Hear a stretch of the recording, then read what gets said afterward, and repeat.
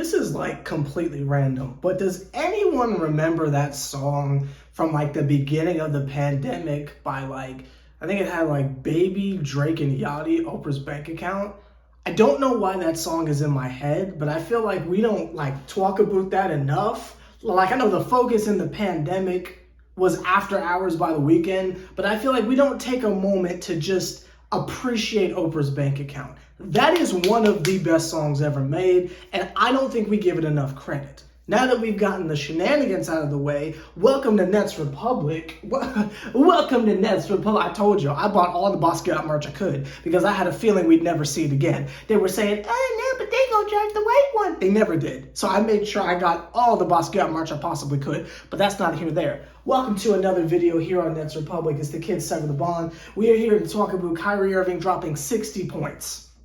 Yes, you heard me correctly. In case you missed the game or you've been living under the rock, under a rock. Well, if you've been living under Dwayne Johnson, you know this is for you as well. But if you have been living under a metaphorical rock, getting your Patrick Star on for the last couple hours on the internet, Kyrie Irving went out there and dropped 60 points.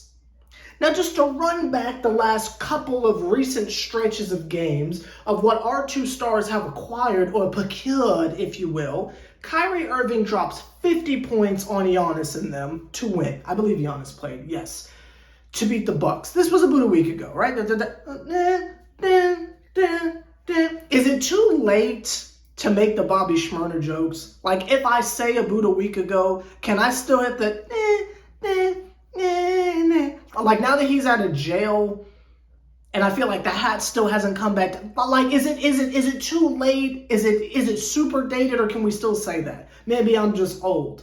But anyway, about a week ago,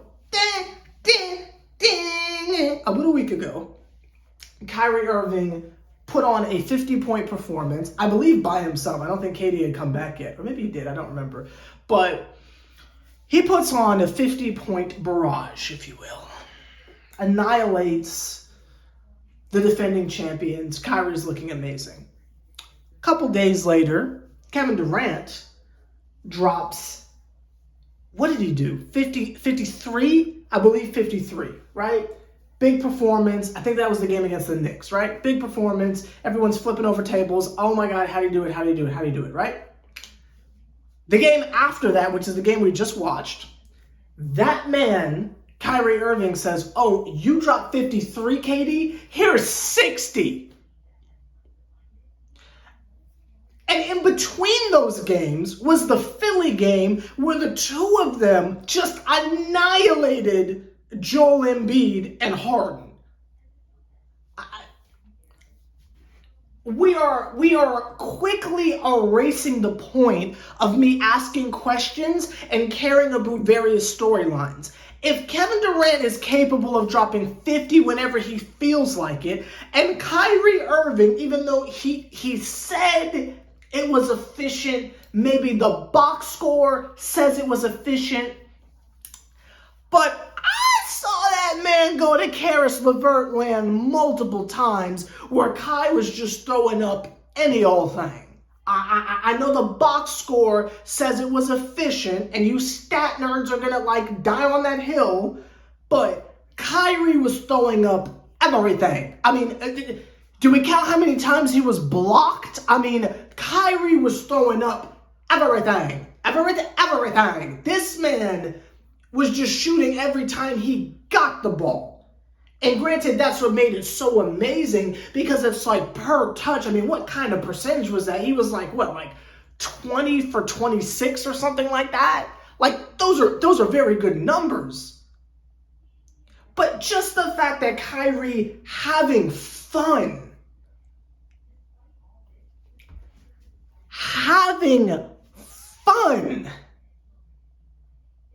was able to recreationally drop 60, a career high, and a Nets franchise high. When this man hasn't played in a couple of days, and we won't see him for another week, this man, off of sitting courtside and getting fined for going back to the locker room, says, okay, you can take the 50 thou, but here's 60. I don't think we're making a big enough deal about that. And how I would normally get on camera and say, well, it doesn't matter, we can't build off of it. Who's to say Kevin Durant doesn't drop 70 tomorrow? Like, I don't think we're making a big enough deal about this. I'm talking about all basketball logic is going out the window. We still don't have LaMarcus Aldridge. We still don't have Seth Curry. I don't know what happened with Mans, but we didn't have Cam Thomas tonight. Patty Mills is just barely skirting on by, and yes, he started going off towards the end, but he was out there playing against Iggy Porzingis. Come on now. I mean, they are out there with nobody. They are out there with no offensive support whatsoever outside of Bruce Brown cutting around the basket and getting floaters, the occasional James Johnson, Jeff Green poster, and Drummond just being a bully.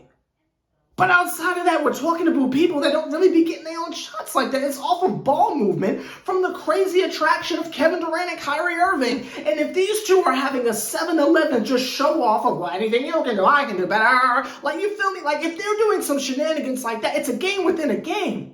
What I'm trying to say is there's no need for X's and O's. Who cares when Ben Simmons is coming back? The fact that these two are literally laughing at each other, trying to outdo each other in actual basketball games that matter. God bless the league. Because we saw them when they was pissed off and mad and put the beats on Harden in them. Are you telling me Kyrie dropping 60 points is them just having fun? That's you have 60 points is having fun? I don't even know what to, I can't comprehend this because basketball-wise, nothing makes sense anymore. I feel like everything I know about basketball just flew out the window and it's just a matter of, well, you got Kyrie and KD, what did you expect? That's not basketball. That's casuals logic. That's looking at the 2K ratings and being like, oh, well, we'll be okay, we got the best players. How does that equate to wins in team basketball? But it is. We just have the better players and people can't stop us. That is what it is turning into. Do you know that the ending score, I don't think they got to 100. And if they did, it was like 108. We had 150. That is a 40-point blowout. And it was in Orlando. That was in front of Mickey Mouse. You did that in front of Mickey Mouse. Oh, Toodle, you did that in front of Mickey Mouse. I don't know what to say. I don't know how to put into words some type of like analytic, like put together a think piece here, because I'm serious. This is breaking my mentality of what basketball is. If it's just a situation of the best players are gonna go off and that's who wins the championship, I have to throw all my previous coverage away. Then it doesn't matter that Steve Nash is, let's just take a quick pause real quick. And if I see any of y'all in the, y'all better be glad this is technically not my channel, because I block every single one of you. I block them just like how Markelle Fultz blocked Kyrie. I swear to God I do it myself. Because you nasty individuals who are sitting there trying to credit Steve Nash's improved coaching. Oh, ever since he got COVID, he's been coaching so much better. You think Kyrie dropping 60 has to do with Steve Nash's amazing coaching turnaround? No, Kyrie dropped 60. In the game before that, Kevin Durant dropped 53. In the game before that, the two of them combined to obliterate one of the top teams in the East, who is now currently taking to avoid us. In the game before that, when Kyrie Irving was eligible to play legally, that man dropped 50 on Giannis. That has nothing to do with the coaching ability of Steve Nash. We just have players who are in the God mode state. I mean, this is Sage mode. This is the Avatar state. This is Super Saiyan God. This is Ultra Instinct. This is every possible thing you want to throw in there. This is the Kaioken. This is like Luffy's like 15th gear or whatever it's called. It's Rock Lee opening that last gate, putting him in a wheel. Like I'm trying to tell y'all in the best way I know how. This is like when Sailor Moon graduated to like the super cool baton. Like the super cool baton. This is in Card Captura, where Sakura had like evolved from just having a little baton and the cute outfits and like Kuro just like doing his thing on the side. That's when they introduced the Clo cards and the clear cards and all that stuff. Like, this is different level stuff. This is Dragon Ball GT. This is that difference of, you don't understand. Like, we are in Boruto land. Like, this is God tier only. Main character, God tier only. I'm talking about, this is Cell Games Gohan. God tier characters only. I'm talking about, this is God Madara, where she is the salvation for all magical girls, and she has like re-altered the system so you don't have to make a contract with Kyubey. This is God mode only. This is the Homada on that final timeline where like maybe she wasn't like able to like all the way save her, but she was pretty close. She turned into a god, didn't really work out, but she made her own labyrinth to encapsulate her and the rest of the cast in her own little demon labyrinth. I'm talking about God mode performances. Have I not made myself as clear as humanly possible? I'm about to I'm about to spoil a whole anime for you. I'm talking about, this is the conclusion, this is the twist, this is the opening ending, this is the open ending, if you will. The open ending of The Melancholy Life of Haruko Suzumiya. She's a god. I just spoiled it for you. She's a god. That is the type of energy and time we are on. We have two individuals, and I just can't hammer this home enough. We have two individuals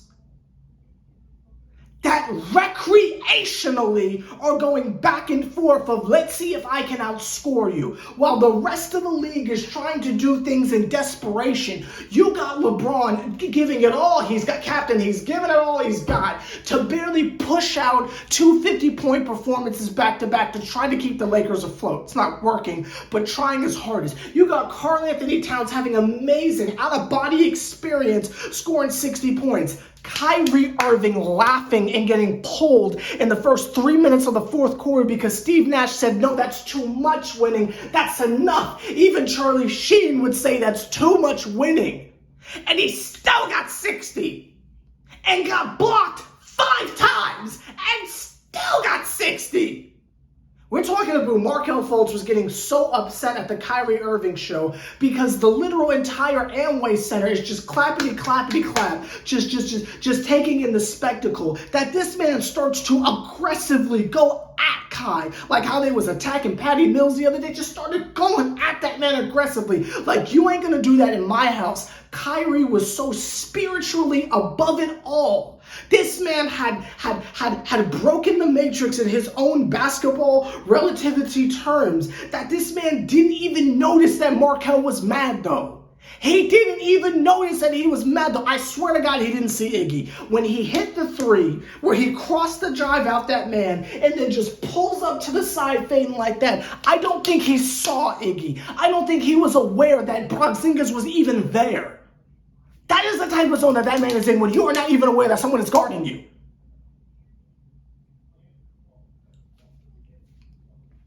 There is no time for metaphors. There's no time for analytics. We don't have time for Ben Simmons. We don't have time for what is going on with Bing Bong Mayer. We don't have time for any of this. We simply just have to sit back and say, Jesus Christ, what are they gonna do next? I don't know who we play next, but I legitimately feel bad for them because KD might drop 90. And to me, the absolute scariest part of all this, is that they're all playing defense. The absolute scariest part of all of this is that they have all bought in 1,000%. Kevin Durant scored like 18 and didn't care because it's about the dub. Everyone has collectively bought in. Everyone's diving on the floor. Everyone understands the assignment at hand. It is championship or bust. and I'm going to keep it a being with you while I still have no confidence in them whatsoever in the proper in the proper post, the play-in tournament. I'm sure they'll be fine. I'm not even concerned about that. They'll be fine. If that is the case, because we haven't lost a game in a week, so I don't know. But once we get to the postseason, I have no confidence in them for whatever they're going to do. I got to keep it that way with you. But it's like, I might need to alter my mindset because they are showing me that they could just turn it. Y'all don't get it. This is what we did in the beginning of the season. This is what they're doing right now. They just turned it on. Like they simply just turned it on and said, okay, it's time to try. And they're still joking around and they're still having fun. Let me kick it 1950s. They're joshing around. I'm scared. I am petrified. And it's my team, and I'm scared of them. I am. I will say one more time, the scariest part is that KD only had 18. That is the most frightening part. That Kevin Durant was legitimately just like, well, let's see what he does. That is so terrifying. Because what if they both in the same game try to outscore each other?